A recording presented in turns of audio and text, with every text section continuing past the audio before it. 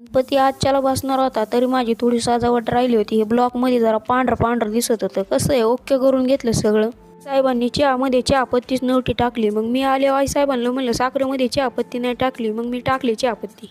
चहा प्यायला घेतला. आजच्यापासून 10 दिवस नुसतं चहा प्यायचा, डायरेक्ट संध्याकाळी जेवायचं. बारक्या घरात आला होता, म्हणला आता काका होम थिएटर काढणं वाजवायला.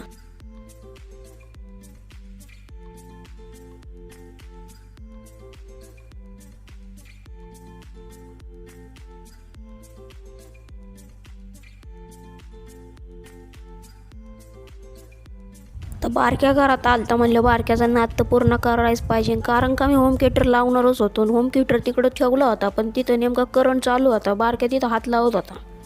कसं आहे पब्लिक, आता मीन भाऊ निघालो होतो गणपती आणायला. एका ठिकाणी गाडी लावली, मीन भाऊ निघालो चालत.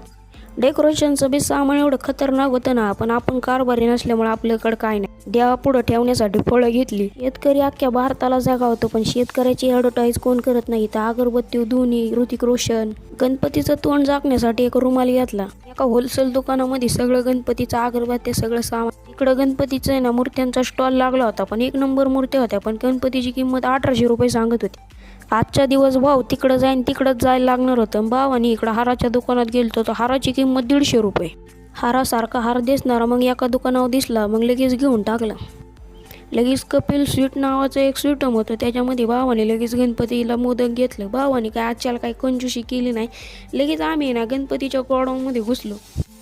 1 नंबर मूर्त्या होत्या बरं का, पण गणपतीची एवढी प्राईस ठेवलेली ना, विचारायच नको. आजच्याला सगळं एवढं ट्रॅफिक दिसतंय ना, सगळं गणपतीमुळंच आहे. गणपतीचं आणाय आलेले आहे माणसं. मग आता शेवटी एक फायनल गणपती करून टाकला. पप्पांना घरी घेऊन निघालो होतं, पण वाऱ्याने माझी आटोपी पडली.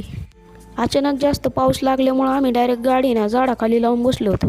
आता गणपतीच्या पाठीमागं गाय असल्यामुळे नुसतं हंबा करायचा आणि गणपती वाढाय बघायचा. बारक्याचा वेगळाच ताड्या असते आमच्या. आणि मला नुसतंच म्हणायचा हम्मा दे. तिची आरती झाल्यानंतर मी मम्मी आलो होतो मी तिची भाजी काढायला. आजच्याला जरा म्हणलं गणपतीला लोकांना उपास असतात.